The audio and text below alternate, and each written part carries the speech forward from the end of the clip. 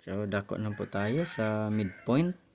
So, sa midpoint, hanapin natin yung gitna ni A at B. Now, kanina sinolve natin kung gaano kalayo si A at B. So, ang resulta po ay 10 units. So, alam na po natin dito, since 10 units, ang panggitna nila ay 5. So, tingnan po natin kung 5 ba ang panggitna nila. Okay? Now, ang formula natin para mahanap ang midpoint is ang dalawang x pag-add mo, then divide mo ng 2. Ang dalawang y naman, pag-add mo, then divide mo ng 2. Okay po. So, basta it can be ma-interchange itong dalawang x na ito. So, ito i-add natin at saka i-add dito natin.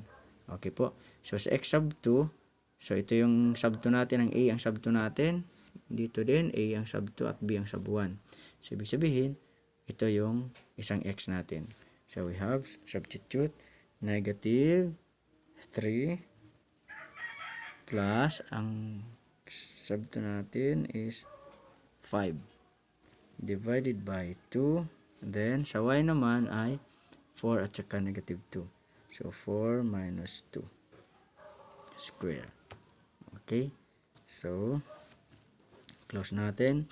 What is 5 minus 3? That is 2. Tama po. Since negative ito ay positive, so may tira pa ditong positive 2. Ito po yon. Then, divided by 2. At dito naman, 4 minus 2 becomes 2 divided by 2.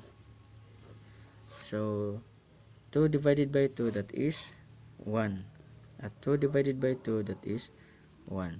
So, ibig sabihin, ang kalagitnaan natin ay makikita natin sa 1. Ang x ay 1, ang y ay 1. Okay po, siya po yung gitna. Pagka granaf natin yan, yung kalagitnaan ni A at B ay makikita natin sa coordinates 1 and 1. Ang x ay makikita sa positive 1, ang y naman sa positive 1. Okay po? So, ulitin ko po, para mahanap ang midpoint, i-add lamang po ang dalawang x. Itong x na ito at saka ito, i-add mo, then yung resulta, i-divide mo ng 2. Kapag hindi po pareho sila ng sign, pag pinag-add, liliit po ang sagot. Kaya nagiging positive 2 ang sagot. Kasi hindi sila pareho ng sign. So, unlike sign po sila, liliit po ang sagot. Dito naman, ganun din, hindi pareho ang sign, so liliit po ang sagot pag tayo nag-add. Then, yung sagot, i-divide mo ng 2. So, 2 divided by 2, that is 1. Same here, 2 divided by 2, 1. So, ang location ng ating midpoint is in the coordinates of 1 and 1. Ang x ay 1, ang y ay 1. So, thank you po.